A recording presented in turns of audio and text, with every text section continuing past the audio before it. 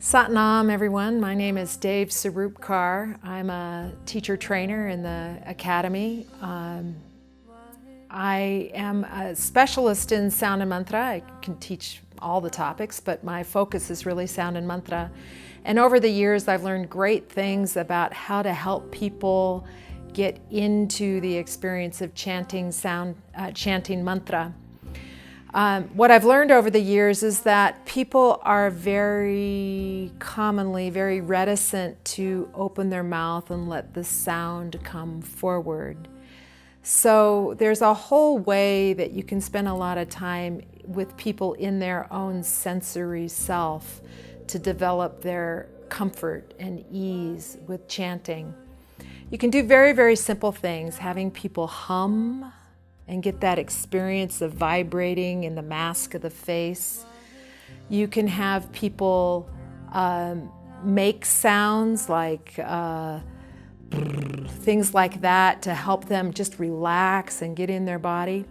Another thing I learned years and years ago in voice training is to stand up. I won't do that right now, but imagine that you stand up and fold over and just hang, as you would in a yoga exercise, and chant that way. It really helps to release the diaphragm and relax so that when they come back to sitting, you'll find that people's experience of chanting, their own experience of their own voice can feel more relaxed and free.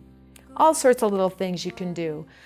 Another great thing is just to have people move while they're chanting and get into the rhythm of the chant while they move. Standing is great, using your feet, all sorts of things to just chill out and let the sound come forward. So, all that being said, what I really want to talk about right now is some tips about chanting Om. One of the things that I started doing maybe 5 or 10 years ago was in an effort to get people to understand the sensory experience of chanting different sounds, is simply take the sound current of Om, which, as we know, as Kundalini yogis, we seldom chant, and Ong, which of course we chant a lot. So take the sound current of Om and have people chant it for 3 to 5 minutes in an overlaid sort of way, so where people are chanting it at their own pace. Have them remain in their meditative space after that period of time and call out how they feel. Quiet, vast, uncomfortable, whatever they feel. Just let them call out their words, and I quickly write down as many as I can. Then keep them in their meditative space and chant Ong for the same amount of time, and then do that experience again, vibrating, whatever they feel, they call out the words and the sensations that they experience.